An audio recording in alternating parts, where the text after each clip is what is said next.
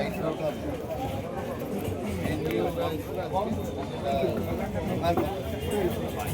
স্বাভাবিকভাবে আমরা জনপ্রতিনিধি হিসাবে আমাদের দায়িত্ব হচ্ছে সাধারণ মানুষের সেই মোতাবেক আমরা এখানে উপস্থিত হয়েছিলাম এবং কথা বলি আমাদের দিক থেকে আমরা যেমন চাইছি ফ্লাইওভার হোক সাইড রোড হোক সবটাই হোক মানুষের সুবিধা এবং তার পাশাপাশি এটাও চাইছি আমরা যে আমাদের এখানে যারা দীর্ঘদিনের ব্যবসায়ী যারা এখান থেকে যাদের এক কথায় বলা হয় যাদের হাঁড়ি চলে যাদের সংসার চলে সেদিকটার জন্যও একটু কথা বললাম যদি কোনো অপশন থাকে যে সাইডে জায়গা দেওয়া সেই অপশন নিয়ে কথা আমাদের সঙ্গে হচ্ছে তারপর ওনারা বললেন যে ল্যান্ড অফিস যে ল্যান্ড যা আছে সেখানে যে কথা কিন্তু এটা ফাইনাল যে এখানে জায়গা খালি করতে হবে আগামী ওনারা 21 দিনের টাইম দিয়ে গেলেন এবং আমরা 2 মাস টাইম দিই ওনারা বললেন যে আপনারা কথা বলুন আপনারা বিধায়ক আছেন এলাকায় কথা বলেন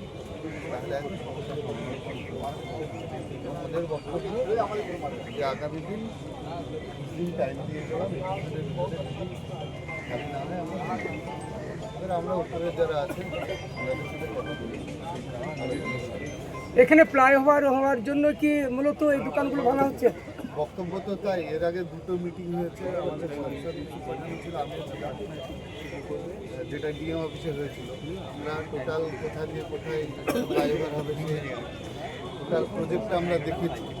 যেহেতু প্রজেক্ট যখন তৈরি হয়েছে নিশ্চয়ই সেই কাজ আগামী দিন আস্তে আস্তে আগামী আরটিআই রিপোর্ট কিন্তু তা বলছে না সেটা আরটিআই রিপোর্ট এখন যদি সেই এখন যদি জমা টমা না হয়ে থাকে তাহলে তো রিপোর্ট আপনি পাবেন না। আমাদের কাছে যা খবর আছে সুপ্রিম কোর্টের 4র্থ নোটিশ অনুযায়ী এই উচ্ছেদ কি বলবো তো দেখেন রেল সবসময় চাইলে দেখেন আমরা যেমন আমার বাড়ির জায়গা যদি কেউ দখল করে আমরা তো কোর্ট অর্ডার করে তাকে এমনি অটোমেটিক তাকে উঠানোর চেষ্টা করবো। রেল চাইছে তাদেরও সম্পত্তি আছে তাদের তো হাইকোর্টের অর্ডার আছে যে সব জায়গায় ক্লিয়ার হচ্ছে কিন্তু ফ্লাইওভার হবে এটুকু আমাদের কাছে খবর আছে। সাধারণ মানুষ জানতে চাইছে সত্যিকারই ফ্লাইওভারের জন্য ভাঙা হচ্ছে না সুপ্রিম কোর্টের অর্ডার অনুযায়ী ভাঙা হচ্ছে? সেটা তাদের ব্যাপার, তারা জানে, আমরা বলতে পারি।